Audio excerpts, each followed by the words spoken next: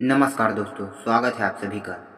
यह कथा बहुत पुरानी है। जब देवताओं और ऋषियों के बीच गुण ज्ञान और तप की बात होती थी, नारद मुनि जो त्रिलोकी में विचरण करते हैं और भगवान विष्णु के अनन्य भक्त हैं, एक बार उनके मन में अभिमान आ गया और वो सबसे बड़े भक्त हैं। उन्होंने सोचा, मुझ जैसा भक्ति में कोई नहीं, न कोई तपस्वी न कोई ज्ञानी।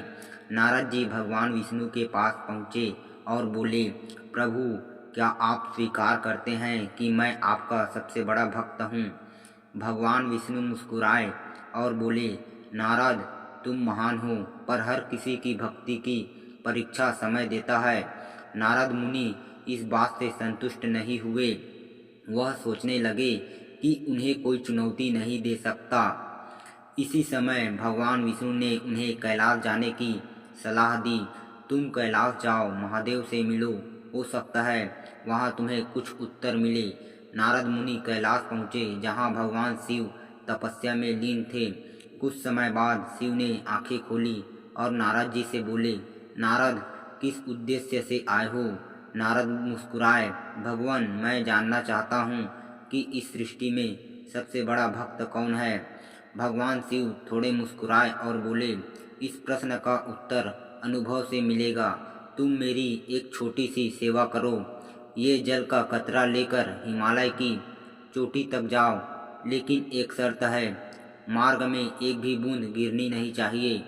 नारद जी ने सहजता से सहमति दी। इतनी सी बात, मैं तो सृष्टि में विचरण करता हूँ।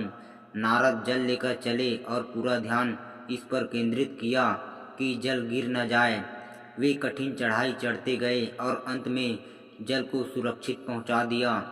वापस लौटने पर भगवान शिव मुस्कुराकर बोले, नारद, तुमने जल तो गिरने नहीं दिया, लेकिन क्या एक बार भी तुमने भगवान का नाम लिया?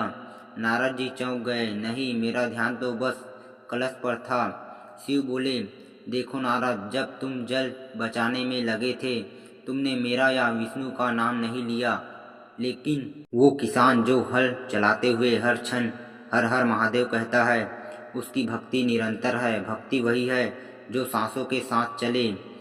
नारद जी का अभिमान चूर चूर हो गया। उन्होंने शिव के चरणों में नतमस्तक होकर क्षमा मांगी और सीखा कि भक्ति का अर्थ केवल तप या ध्यान नहीं, बल्कि निरंतर स्मरण की समर्पण है।